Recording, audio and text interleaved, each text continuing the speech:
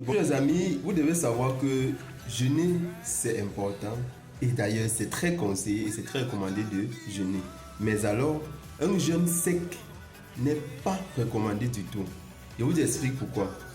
Vous voyez, pendant une période de jeûne prolongée, votre organisme doit donc sécréter ou alors dégrader des protéines afin de pouvoir produire de l'énergie nécessaire à votre fonctionnement. Vous voyez, pendant que vous jeûnez, vous faites des mouvements, vous marchez, vous parlez, vous chantez, vous faites plusieurs activités. D'où vient cette énergie? C'est ça la question que je vais vous poser. En fait, l'énergie provient de la dégradation des protéines, c'est-à-dire une réaction que nous appelons la néoglucogénèse.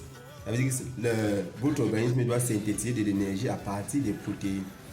Une fois que cette réaction a lieu, alors vos reins en souffrent.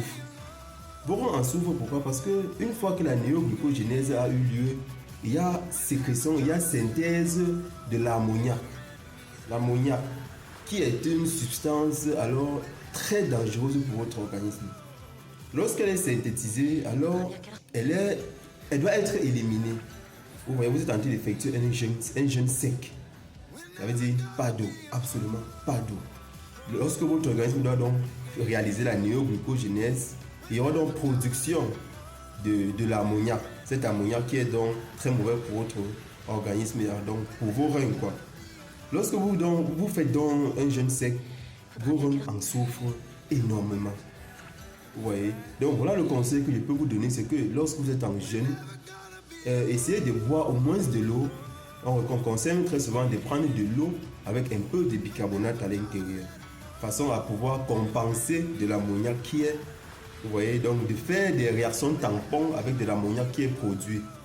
Ça fait que votre organisme, vos reins ne souffrent pas trop pendant votre jeûne. Et d'ailleurs, bon courage à tous mes frères chrétiens et musulmans qui sont en pleine période de jeûne. Mais surtout, évitez le jeûne sec.